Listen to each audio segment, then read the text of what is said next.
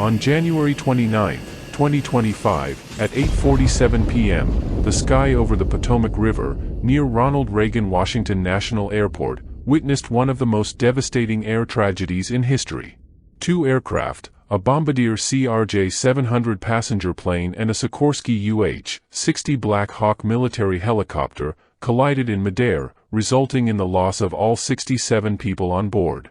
This is the story of what happened that night, told from the perspectives of the pilots and passengers, reconstructed minute by minute. On the Bombardier CRJ700, American Eagle Flight 5342, Captain Jonathan Campos and First Officer Sam Lilly were in command, both experienced pilots traveling with 64 people on board whose mission was to carry out a routine flight from Wichita, Kansas, to Washington, D.C. On the other hand, in the Sikorsky UH-60 Black Hawk, 3 pilots were on board, including Officer Rebecca Lobach, whose objective was an annual training flight, using night vision goggles for low-altitude maneuvers. At 8:15 p.m., American Eagle Flight 5342 began its descent from 37,000 feet, preparing for its approach to Ronald Reagan National Airport. Captain Campos and First Officer Lilly remained attentive to the instruments and communications with the control tower. 8:30 p.m., the Black Hawk begins its flight southward, following routes designated by the Federal Aviation Administration.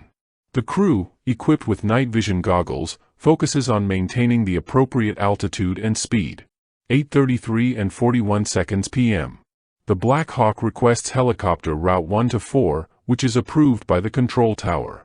Officer Lobach and her team confirm the coordinates and continue their training. At 8:39 and 10 seconds p.m., the approach control authorized American Eagle Flight 5342 for a visual approach to runway 1 at Ronald Reagan Washington National Airport. On board the aircraft were 60 passengers and 4 crew members, including 2 experienced pilots in command. Following instructions, the pilots adjusted the aircraft's trajectory, constantly monitoring altitude and speed to ensure a safe approach. At 8:39 and 50 seconds p.m., just seconds after receiving authorization for the visual approach to runway 1, the CRJ700 extended its landing gear as part of the standard landing procedure. The pilots reduced speed and stabilized the trajectory while the airport emerged on the horizon. With the aircraft configured for the final approach phase, the crew remained focused on a safe descent, unaware that, within seconds, an invisible danger was rapidly approaching. 8:43 and 6 seconds p.m. The airport control tower requests the CRJ700 to switch to runway 33. Captain Campos confirms the instruction and begins adjusting the aircraft's heading. 8:46 and 1 second p.m.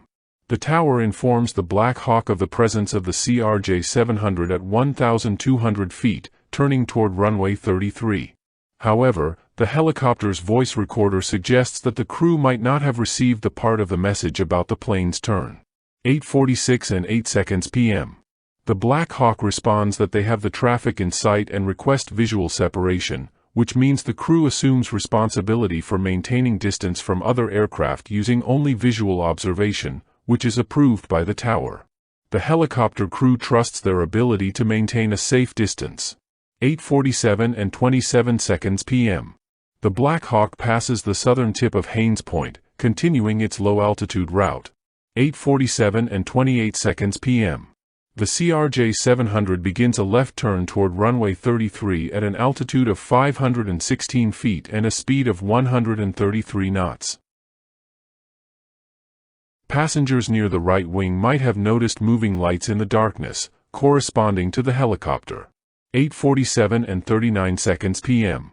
The tower asks the Black Hawk if they have the CRJ700 in sight. In the background, a conflict alert is heard.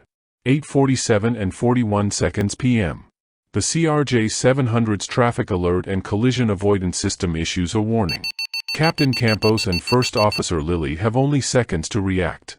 8:47 and 42 seconds p.m. The tower instructs the Black Hawk to pass behind the CRJ700, but this part of the message might not have been received by the helicopter crew. 8:47 and 52 seconds p.m. The CRJ700 aligns with runway 33 at an altitude of 344 feet and a speed of 143 knots.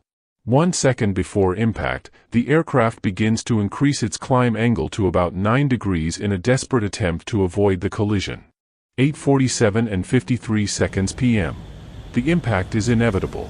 The CRJ700's elevators are nearly at their maximum upward deflection, and the last recorded altitude is 313 feet. The Black Hawk, at 278 feet, collides with the aircraft's right wing. Equipped with night vision goggles, Officer Lobach trusted her ability to maintain a safe distance. However, the inherent limitations of this equipment, combined with lighting conditions, might have affected her perception of the CRJ700's speed and distance. Moreover, a determining factor was the helicopter windshield structural support, which coincided with the line of sight, partially obstructing visibility even without the night vision goggles. This structural element added an additional visual limitation that could have influenced the situation. Passengers near the right wing of the CRJ700 might have perceived the helicopter's lights approaching in the darkness. However, the traffic system alert and the impact occurred within seconds, so quickly that they had no time to grasp what was happening, let alone react. From the CRJ700 co-pilot's position on the right side of the cockpit, the visibility of the surroundings allowed for slightly clearer perception of other aircraft's movement in the trajectory. However, due to the combined speed of both aircraft and the inherent limitations of his field of view, the reaction time was practically non-existent. Although his viewing angle offered a better perspective of the helicopter's approach compared to the captain, the darkness and the aircraft's fuselage structure made early detection difficult. In an environment where every second counts, the convergence of both trajectories occurred within such a narrow margin that, when the helicopter entered his field of view clearly, the impact was already inevitable. In the helicopter's cockpit, 3 pilots were present, a trainee officer seated on the left side, the instructor on the right side, and a third pilot in the rear, observing the operation. Although the 2 main pilots shared the responsibility of monitoring the surroundings, their viewing angles were constrained by the windshield structure. The vertical supports, essential for the fuselage's integrity, created blind spots that hindered the early detection of threats in the airspace. The darkness of the night, combined with reflections on the glass and structural restrictions, made perceiving external movements difficult. The separation between both pilots meant that neither had a completely unobstructed view of the surroundings, forcing them to rely on communication and their interpretation of the situation. These visual limitations, along with the high pace of the operation, delayed the detection of the CRJ700, leaving little room for an effective reaction before impact.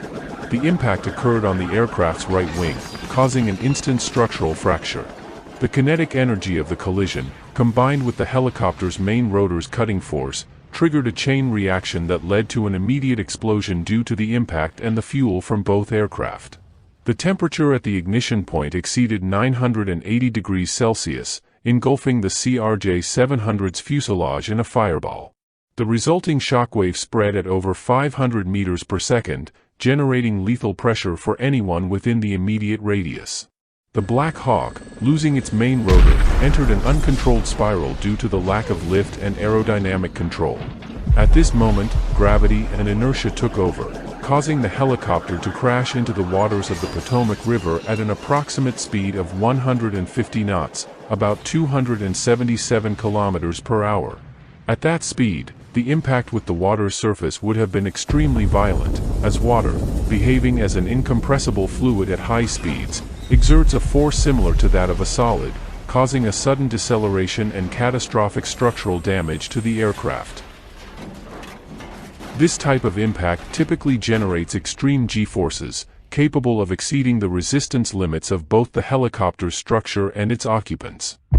The CRJ700, with its structure fractured and severely compromised, entered an uncontrollable free fall from an approximate height of 313 feet, 95 meters, plunging toward the river's water. Although this height may seem moderate, the speed reached during the fall, combined with the aircraft's weight and inertia, resulted in an impact with a devastating force, comparable to crashing into a solid surface like concrete, offering extreme resistance. The deceleration experienced exceeded 50 times the force of Earth's gravity, 50 g, a level of kinetic energy that far surpasses human and structural resistance limits. This type of impact not only caused the near-instant disintegration of the fuselage but also generated an explosion associated with the sudden release of energy. Most occupants, therefore, did not survive this phase of the accident. In the unlikely event that someone had managed to survive the fall and impact, the environmental conditions would have made survival nearly impossible. The waters of the Potomac River, with a temperature of just 2 degrees Celsius, 35.6 degrees Fahrenheit, would have subjected the occupants to severe thermal shock, drastically reducing their life expectancy. Under such conditions, the human body experiences an accelerated loss of heat, which can lead to hypothermia within minutes. Additionally, movement and coordination capabilities are severely impaired, making any attempt to swim or stay afloat extremely difficult. Even in the most optimistic scenario, the chances of survival would have been practically non-existent due to the combination of the powerful explosion, extreme forces, physical trauma from the impact, and lethal environmental conditions. This tragedy, which claimed the lives of 67 people, was the result of a chain of human errors, technical limitations, and unfortunate circumstances converging at a critical moment.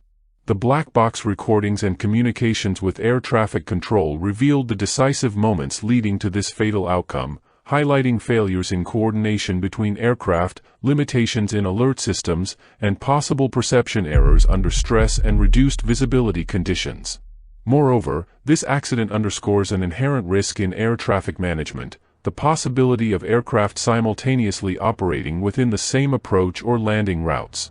Factors such as traffic congestion, the relative speed of aircraft, and the limitations of radar or early warning systems can create scenarios where trajectory coincidences are possible, even in seemingly controlled areas. Today, we remember the victims not just as numbers but as people whose lives were abruptly and tragically cut short.